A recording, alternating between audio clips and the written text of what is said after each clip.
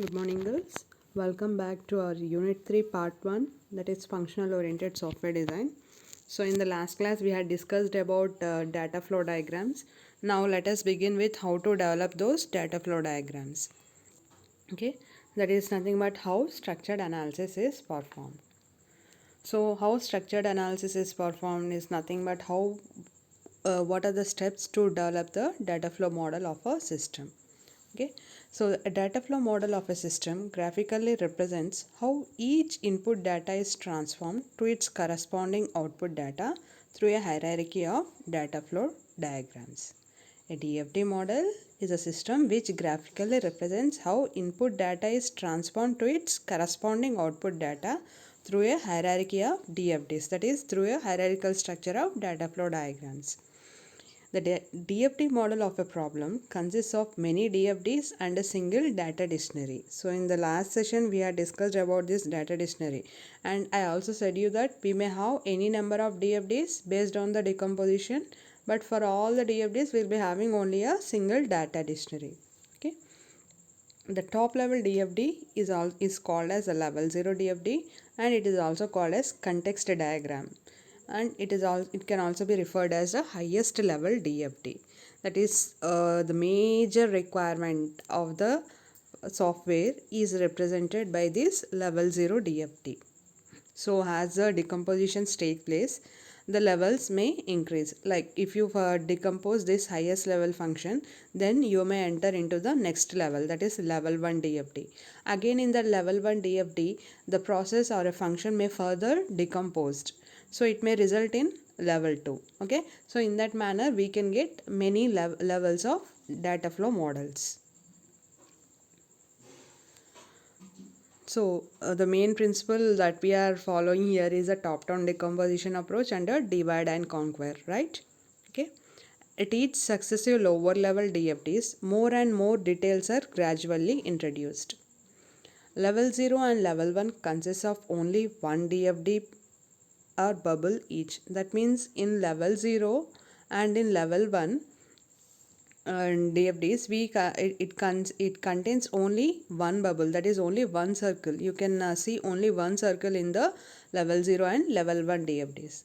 But coming to the level 2 may contain up to 7 separate DFDs, and level 3 up to 49 DFDs. Okay, in level 2 you can find 7 circles. Okay, the maximum limit at level 2 is only 7, and in level 3 it is 49. However, there is only single data dictionary for the entire DFD model, and all the data names appear in all the DFDs are populated in the data dictionary, which contains the definition of all the data items. That means you may get any number of levels of DFDs, and in each and every level we may come across different DFDs, that is different process symbols. Okay, so whatever the data items that are represented in these DFDs, all those data items are there in the data dictionary itself. Now coming to the construction of level 0 DFD, that's nothing but the context diagram. So this context diagram is the most abstract data flow representation of the system. Most abstract, why we are saying abstract, in the sense here we just discuss what is the software doing. We are not decomposing it any further. Okay, just we are representing the highest level. Okay, highest level functionality. So it is a abstract representation of the system. Okay, it represents the entire system as a single bubble. Okay, as I said you already that in level 0 we will be having only single bubble. Okay, and this bubble is labeled with the name of the software system that is being developed using a noun. Usually it is a noun. Okay, in level 0, that is in context diagram, we will be having only one bubble symbol, and that is nothing but the name of nothing but the software which we are being developed, and then annotation to that circle or process or bubble is nothing but the name of the software that we are developing, and usually it will be a noun. Okay, so you can see this noun only in the level 0. So coming to the level 1, level 2, there you will be coming across the verbs. Why? Because there you further refine the high level function into the sub level functions. So all these functions are identified in the form of verbs. Okay. So this context diagram establishes the context in which the system operates, that is, who are the users, what data do they input to the system, and what data they receive from the system. So this context diagram, it represents the entire context of the system. Okay, that's nothing but who are the users. It simply tells who are the users of that system, and what kind of input those users are giving to that system, and what kind of output those users are getting from the system. So hence it is given the name context diagram. It simply represents the context with which the system operates. And in the context diagram, it captures various external entities to the system and interacting with them. That means only in this context diagram you can come across the external entities. Okay, so in again in the level 1, level 2, level 3 DFDs, there will be no external entities. That means there will be no rectangle symbols in the level 1, level 2 and so on DFDs. Only in the level 0, that is only in the context diagram, you can find this rectangle symbol. That is nothing but the external entity. The context diagram is also called as level 0 DFD, which establishes the context of the system. That is, it represents the data sources and data sink, and it is used to develop the context diagram of the system. To develop the context diagram of the system, we have to analyze the SRS document to identify different types of users, input data to the system, and output data from the system. Not only to represent this context diagram of the system, in order to draw any DFD in any level, that is whether we may be in level 0 or level 1 or level 2 and so on. Okay, in order to represent these levels, these DFDs in various levels, we need to refer the SRS document itself. For what purpose we need to refer the SRS document means, if at all you are in level 0, you need to refer the SRS document in order to identify different types of users, input data to the system, and output data from the system. But coming to the level 1, level 2, level 3 and so on, we refer the SRS document in order to identify what are the subfunctions, okay, that is what are the processing activities that are to be performed, and what kind of input that process is taking to, and what kind of output that process is giving us. Okay, so for that these are identified in level 1. These are identified from the SRS document in level 1, level 2 and so on DFDs. Okay, so finally coming to the construction of level 0 DFD, that is context diagram. The first and foremost step is examine the SRS document to determine different high level functions that the system needs to perform. Next, data input to every high level function and data output to every high level function. Next, you need to identify the interactions among these high level functions, and these interactions among these high level functions, nothing but it represents the data flow among those high level functions. Okay, so these are the steps that are to be frequently followed whenever the decomposition is taking place. That is, the decomposition of high level functions is taking place, you need to follow these steps. Okay, so this is a simple example of context diagram. So context diagram, that is level 0 DFD of a software, that is tic-tac-toe software.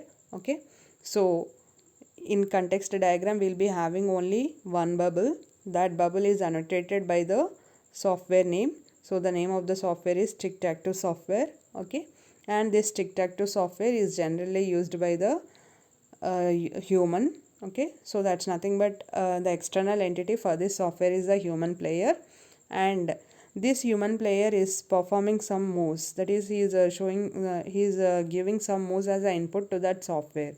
So that wise we had annotated a directed arc from human player towards the tic-tac-toe software bubble, and we had annotated with the name Mo. Okay, and we had drawn a directed arc from tic-tac-toe software towards human player. That is nothing but the output what he is getting from the tic-tac-toe software, and that output is nothing but whatever the moves he had made, those moves are displayed. Okay, so in this manner we can represent the level 0 DFD. Next, coming to the level 1. So in the level 1, as I said you, in the level 1 it contains 7 bubbles, and in level 2 it contains 49 and so on, right? So generally in this level 1 DFD we may contain 3 to 7 bubbles. That means a minimum of 3 and a maximum of 7 bubbles must appear in level 1 DFD. So again, in order to construct this level 1 DFD, we examine the SRS document for high level functional requirements and represent each high level function as a bubble, and represent the data input to each and every high level function, and represent the data output from every high level function. So now coming to the construction of level 1. Each high-level function is separately decomposed into sub-functions at the successive levels by identifying the sub-functions of the function. Next, identify data input to each sub-function. Next, identify data output from each sub-function. Next, identify the interactions among these functions. So these are represented as DFDs. That means in a level 1 DFD, first you had identified some high level function. Okay, so this high level function is present in level 0. Okay, now that high level function is decomposed into sub functions.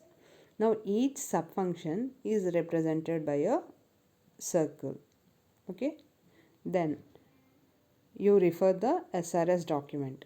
Okay, you refer the SRS document for identifying what is the input for each and every subfunction and what is the output from each and every subfunction. And at the same time, you need to identify what are the interactions that are taking place among these subfunctions. Finally, you represent all these in terms of the DFD model. That is by using the process symbols, directed arcs, and whenever you require, we use the data stores also. So the major concept here we are following is the decomposition, right? Okay, decomposition of the bubble is taking place. Okay, so this decomposition of a bubble is also called as factoring or exploding. Factoring or exploding. Too few bubbles make decomposition superfluous. That is, if a bubble is decomposed to just 1 or 2 bubbles, then this decomposition is redundant and trivial. That means if at all you are dividing a high level function into very less sub functions, that is like 1 or 2, then it may not complete the task properly. That means just like in a previous high level function, whatever the task it has to perform, the same thing you are representing in 2 different sub functions. Okay, so that's nothing but the superplus. That is, it indicates that decomposition is something like a redundant one. Already that high level function is there, the same thing you are representing in the next level also. Okay, so so always remember, a function has to be decomposed to more than two sub functions. Okay, now whenever you came across this situation, that is too few bubbles, okay, then the solution is some of the bubbles have to be split. Suppose if at all you are having a high level function is decomposed into 2 sub functions, so that means you come across only 2 bubbles. Now identify which bubble can be further decomposed and represent that decomposition in that level itself. Okay, so that means you are splitting that bubble into more than one. Okay, next, too many bubbles. That is, if at all you came across more than 7 bubbles at any level of DFD, that is at level 1 of DFD, if at all you come across more than 7 bubbles, then make the DFD model hard to understand. It will make the DFD model too hard to understand. So the main solution is just combine some bubbles. So whatever the bubbles you feel are performing same kind of functionalities, you combine those bubbles. Okay, so that means there should not be very less bubbles, there should not be very more bubbles. Decompose how long? So the decomposition of a bubble should be carried out until a level at which the function of a bubble can be described using a simple algorithm. That means you need to perform this decomposition until you cannot decompose it further. So when you can feel that one, whenever you are able to implement that some function using a simple algorithm. Okay, whenever we are able to implement a function, that is a bubble, by using a simple algorithm, then stop the decomposition there itself. Okay, so let us consider one example. Okay, here we are trying to construct a data flow diagram for a RMS calculating software, that is root mean square software. So generally this software will read three integers within the range -1000 and +1000, and then it finds the root mean square of the three input numbers and displays the result. So that means it is taking three integers as an input and it is producing a root mean square of those three integers.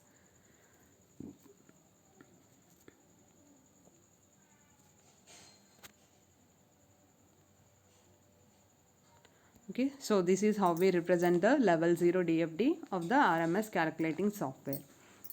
Okay, so in the level 0, that is in the context diagram, we'll be having only one bubble, and that bubble is nothing but the name of the software. Okay, so we had given the name of the software like compute RMS, and here we had used something a number 0. Okay, I will tell you this numbering in the next slide. Okay, just remember that in the level 0 the bubble is given a number and that number is 0.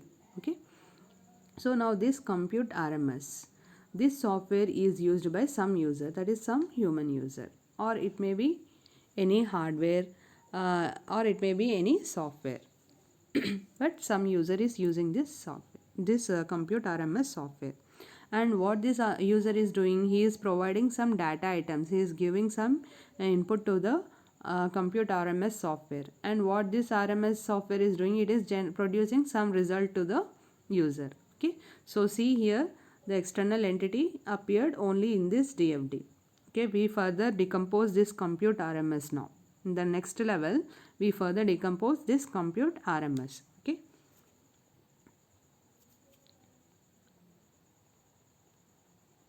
so just by seeing that RMS, like from a cursory analysis, we can say that this RMS software will accept some integers.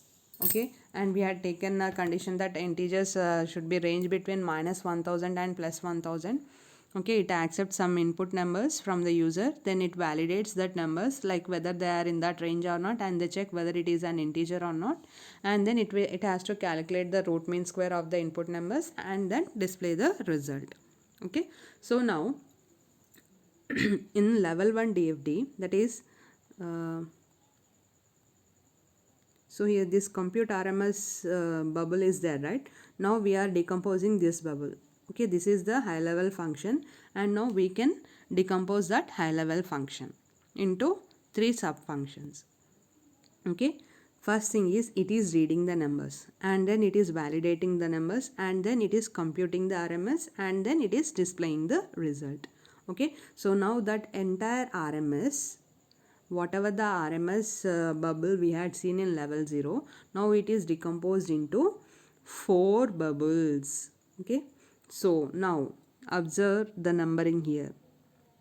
What is the numbering given to level 0 bubble? That is 0. What we are decomposing? We are decomposing this compute RMS, and its number is 0. So since we are decomposing 0th bubble, its sub functions are given the numbers 0.1, 0.2, 0.3, 0.4. Okay, so now did you understood the concept of this numbering system? Okay, suppose in the later state, if we decompose compute RMS, Okay, let us consider RMS is again decomposed into 3 processes. Now those 3 processes can be numbered like 0.3.1, 0.3.2, 0.3.3. This numbering will allow us to identify which function or which process is being decomposed. Okay, that is the importance of numbering the process. Okay, so first, what is the input to the compute RMS software? That is data items. See, in this level 1 also, the input to the first bubble is nothing but the data items. Okay, so that matching has to be taken place. Okay, so first it is reading the numbers. Okay, read numbers. So whatever the user has given, whatever the input the user has given, that it will read. Okay, then it is giving those numbers to next process, that is validate numbers. So now what this validate numbers will do, it will check whether it is a number or not. Suppose it is a number, those valid numbers are given as an input to compute RMS process. If suppose it is not a number, then a certain error message, like certain error is given as an input to the display process. Okay, remember here we are not mentioning any conditional statements. Okay, rather we just represent what are the various processes that are identified and how the interaction among those processes is taking place. That is how the data exchange is taking place among this process. Okay, so now let us consider the user has entered the valid numbers. So now those valid numbers are given as an input to compute RMS. Now what this process is doing, compute RMS, it is computing the root mean square and it is giving the that particular output as an input to the display. What this display process is doing, it is simply displaying the result. Okay, so now level 0 DFD is decomposed into 4 sub functions, and for that level 0 DFD the input is data items and the output is result. Okay, so here see, after the decomposition also the input and output of this decomposed processes are matching with the level 0. Okay, so that matching has to be done. Then that matching between the input and output data items has to be done. Now, so here this is our level 1 DFT. Can we further decompose? See, if you see read numbers 0.1 process, can you further decompose that process? It is just reading the numbers, right? So that cannot be decomposed further. Next one is validate numbers. What this process is doing, it is just checking whether it is a valid number or not. Can we further decompose it? No. Why? Because it can be implemented by a simple algorithm. So no further decomposition. Now coming to the compute RMS. Can we decompose compute RMS further? Yes. Why? Because this RMS is performing again 3 various tasks. That is, it has to first thing is it has to take the input from the valid numbers, and for each and every number it has to find the square, then it has to find the root, then it has to find the root mean square. Okay, so that means we can further decompose this compute RMS. Okay, so see the numbering of this compute RMS, it is 0.3. Okay, now we are decomposing it. Now we are decomposing this compute RMS, and for this 0.3 the input is valid numbers and the output is RMS. Okay, the same thing has to match at the decomposition also. So now this 0.3 is further decomposed like 0.3.1, 3.2 and 0.3.3. So 0.3.1 is nothing but first it is calculating the squared sum, next it is calculating the mean, next it is calculating the root. Okay, so first it is calculating the squared sum, it is taking the valid numbers as an input and it is calculating the squared sum, and now that squared sum is given as an input to next process, that is calculate mean. Now this calculate mean is will calculate the mean of the squared sum and it gives the same input as same output as the input to calculate root. Now what this process will do, it will find the root of that particular input and finally it is displaying the root mean square.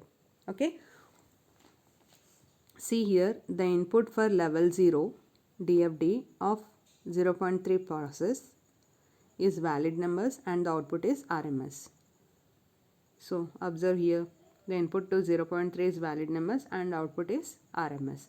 So we decompose this one, and after decomposition also we should get the same input data items and we should get the same output data items. Okay, now can we further decompose any of the process here? If you consider root, okay, calculate root process. What is it? Its task, it will get some value, it will get some input value, then simply it is finding the root of that particular input value.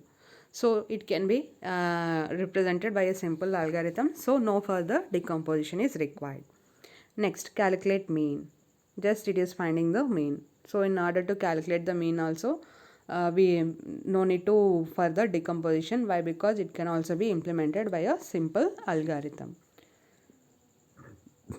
But coming to the calculate squared sum.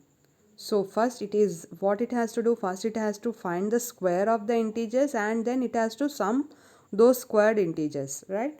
So that means we can further decompose this 0.3.1 process. That means we can enter into the level 3 DFD. Okay, and now identify the input to this 0.3.1 is valid numbers and its output is squared sum. Okay, so when this 0.3.1 is decomposed, we should have the same input and we should give the same output. Okay, so this is how we further decompose that 0.3.1, that is squared sum. Calculate squared sum. Okay, so we can further decompose it into four process. Okay, so here since our requirement is the RMS will take 3 input values and then it has to find the root mean square and it has to display the same. Okay, so that means in order to find the square we require 3 input variables, that is 3 different data items. So we had decomposed that square process into 3 sub process. Okay, so once it is taking square 0.3.1 is taking first data item and 0.3.1.2 is taking the second data item and 0.3.1.3 is taking the third data item. Okay, all these are the data items, 3 data items. See, if you observe the calculate squared sum, it is taking 3 data items, 3 valid numbers as an input. Okay, so now those 3 valid data items are nothing but here it is represented as A, B, C. Okay, A, B, C. Okay, so in 0.3.1, 0.3.1.2 and 0.3.1.3 we are finding the squares of A, B, C respectively. Now these 3 squares, that is A square, B square and C square, are given as a input to sum. That is we need to find the squared sum, right?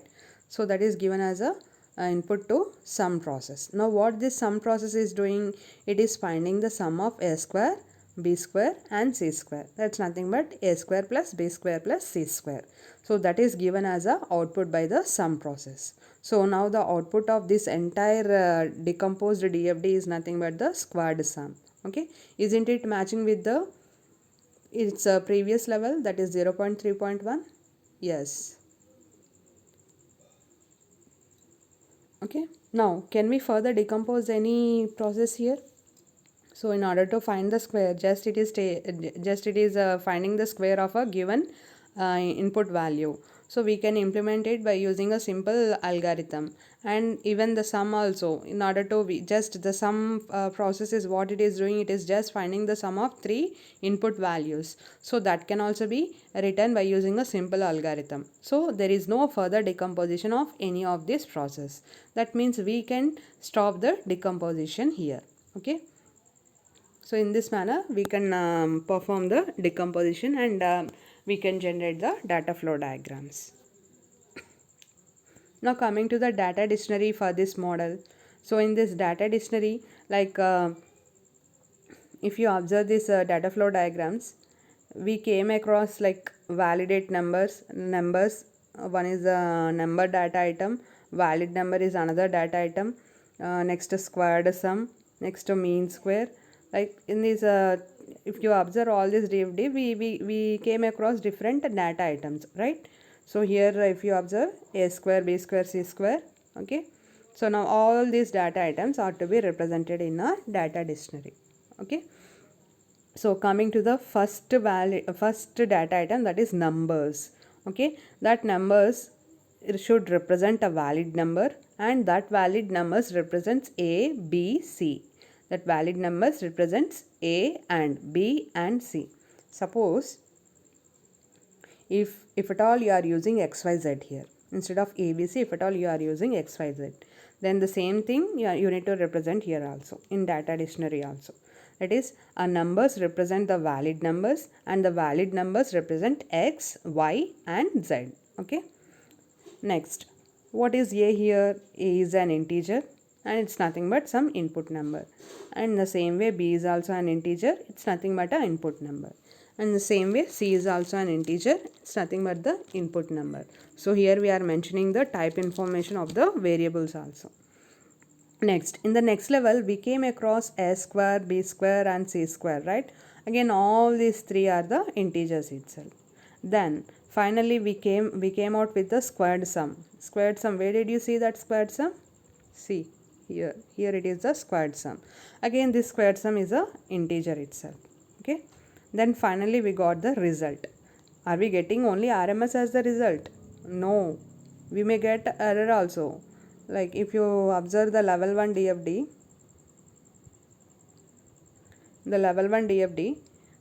so here result, that is the display process, is getting two inputs. One is the error and the other one is the RMS, okay. So the result may be either a error or it may be a RMS, okay. So the same thing we are representing in the data dictionary also. Result is represented as either RMS or error. And observe here we are using the rectangle braces in order to represent the occurrence of any one data item, okay, either RMS or error. The result is represented either as a RMS or error. And again, what is this RMS? RMS is obviously a integer, that's nothing but the root mean square value, and error is something a string, that's nothing but some error message, okay. So in this manner we represent the data dictionary. So this is the data dictionary of the RMS. Now coming to the balancing a DFD.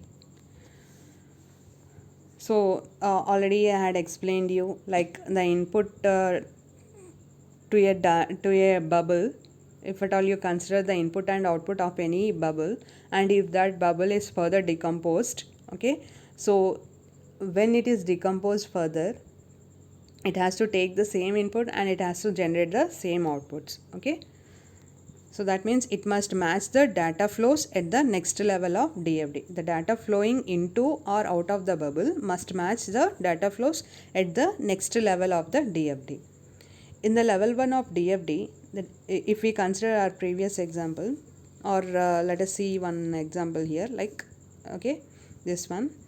So here in the level 1 we are having three process, P1, P2, P3, and for the P1 the input is A and the output of P1 is B, okay. In the same way for P2 the input is B and the output is C, and for P3 the input is D and E, sorry, the output is D and E, okay, and its input is C. Okay. So in the level 1 of DFD, data item C flows into the bubble P3 and the data item D and E flow out. So if you consider P3 process, data item C is flowing in, that is, it is taking C as input and it is producing D and E as outputs, okay. Now if suppose this P3 is further decomposed, like P3.1, P3.2 and P3.3, okay. So we need to start with P3.1. Suppose if we need to start with P3.1, okay. So this P3.1 has to take C as a input. Why? Because the data flow in of P3 is C. So the data flow in at the next decomposition level should be C, okay. In the next level, the bubble P3 is decomposed. The decomposition is balanced as the data item C flows into the level 2 diagram and D and E flow out. So, if you observe this, data flow in towards P3.1 is C and data flow out of this entire decomposed is D and E. Okay, so from P3.2 we are getting a D and from P3.3 we are getting E. Okay, so this is how we need to show the balancing of a DFD. We need to show the balancing of a DFD, that is data flowing into or out of a bubble must match the data flows at the next level of that DFD. Okay, next coming to the numbering. So already we had seen this numbering concept also. Each and every bubble should be numbered. If you consider the bubble at the context level, it is assigned the number 0, and bubbles at next level will be assigned the numbers like 0.1, 0.2, 0.3 and so on. Okay, whenever a bubble numbered x is decomposed, its child bubble are numbered as x.1, x.2, x.3 and so on. For example, if at all your x is 0.2, okay, now 0.2 is decomposed, so its children bubble are numbered as 0.2.1, 0.2.2, 0.2.3 and so on. So coming to the commonly made errors while developing these data flow diagrams. So the first and foremost error that is done by every designer is unbalanced DFDs. Unbalanced DFDs in the sense like there will be no proper data flow in and out of a bubble in its next level. Okay. Next, forgetting to mention the names of the data flows. That's most important. If at all you have forgot to mention the names of the data flows, that is on the directed arc, if you forgot to mention the what kind of data item is flowing in or out, then later it will be difficult for you to understand the DFD. Okay, that is how what kind of data interchange or exchange is taking place, those process that cannot be understood by us. Okay, next, unrepresented functions or data. So that means like even though those functions are not available in the requirements, if at all we are adding any new function, okay, that is also one kind of mistake done by the designers. Next, so this is also one of the important error. Okay, external entities appearing at higher level DFDs. Always remember, external entities will appear only at the low level DFD, that is level 0. Okay, no need to represent the external entities in all the levels of the DFDs. Okay, that is the most blunder mistake done by many of the designers. Next, trying to represent control aspects. So you should not represent if this condition is satisfied, then you need to move to this bubble. If that condition is not satisfied, then you should move to the another bubble. Okay, for example, see in this level 1 DFD, are we mentioning any conditions here? No, right? If the output of valid numbers is valid number, then it is going to the process compute RMS. If the output of valid numbers is an error, then it is going to the display. We are not at all mentioning any conditional statements over the directed arc. Okay, so that is illegal to represent those conditional statements over the directed arc. We should not discuss about any conditional statements. Next, context diagram having more than one bubble. A context diagram should always contain only a single bubble, and that bubble is given the name of the software itself. Okay, we are not developing more than one software at a time, we are just developing a single software. Okay, next, a bubble decomposed into too many bubbles in the next level, so that leads to the superplus problem. Okay, how to overcome this one? Just combine the bubbles which perform the same kind of process. Okay, next, terminating decomposition too early, that is too few bubbles. So this can be overcome by further splitting the bubbles. Next, nouns used in naming bubbles. So this noun is used only for naming the level 0 bubble itself. Okay, when you come to the level 1, level 2, level 3 bubbles, there we are representing the high level functions. We are writing the function names. Always the function names are verbs itself. Okay, so you should be very careful whenever you are naming the bubbles in the level 1, level 2, level 3 and so on. Okay, always nouns should be used. Okay, so once you had completed with the DFD, then we can continue with the structure chart. That is, we need to generate the structure chart. Okay, that means we had completed the structure analysis. Now we need to go for the structure design. So coming to the structure design, the aim of the structure design is to transform the results of structured analysis into a structure chart. And the structure chart represents various modules that make up the system, and module dependency in the sense the call relationship among the modules, and the parameters passed among different modules. Okay, next, structure chart representation easily implementable using programming language. So that is what the advantage of structure design is. So it will generate a form in such a way that it can be easily implementable by using any programming language. Okay, so now coming to the basic building blocks of the structure chart. So very less symbols we'll be using in the structure chart. The first one is a rectangle box. A rectangle box represents a module and it is annotated with the name of the module it represents. Next symbol is module invocation arrows, that is which is used to represent the call relationships among the modules. An arrow between two modules implies during execution the control is passed from one module to the other in the direction of the arrow. Suppose if you consider this example, we are having a root module. That root module may invoke a process order or handle indent or handle query. Okay, so the directed arrow, that is the arrow towards which it is pointing, it indicates that module is being called. Okay, next one is data flow arrows. So these are the small arrows appearing alongside the module invocation arrows. Okay, so whenever a module is being invoked, sometimes it may get some input data items from the called module, or sometimes it may give some output to the called module. Okay, so those kind of data items can be represented just parallel to this data flow symbol, that is the directed arc symbol.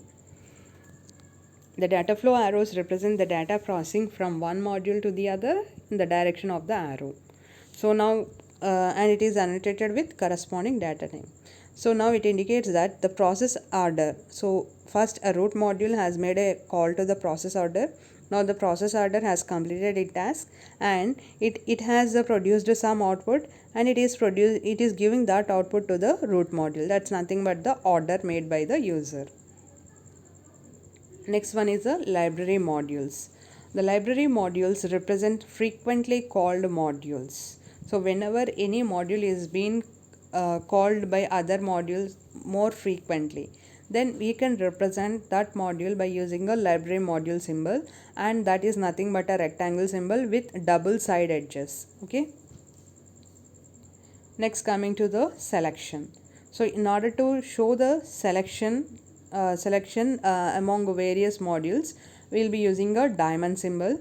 This diamond symbol represents the fact that one module of several modules connected to the diamond is invoked depending on some condition. So depending on some condition, the calls will be made to either process order or handle indent or handle query. Next one is a repetition. So generally this repetition is used to represent is generally represented by a loop around the control flow arrows. It denotes that the concerned modules are invoked repeatedly. That means here the root module may repeatedly call process order, handle indent and handle query. So those are the symbols which are used to develop the structure chart. Okay.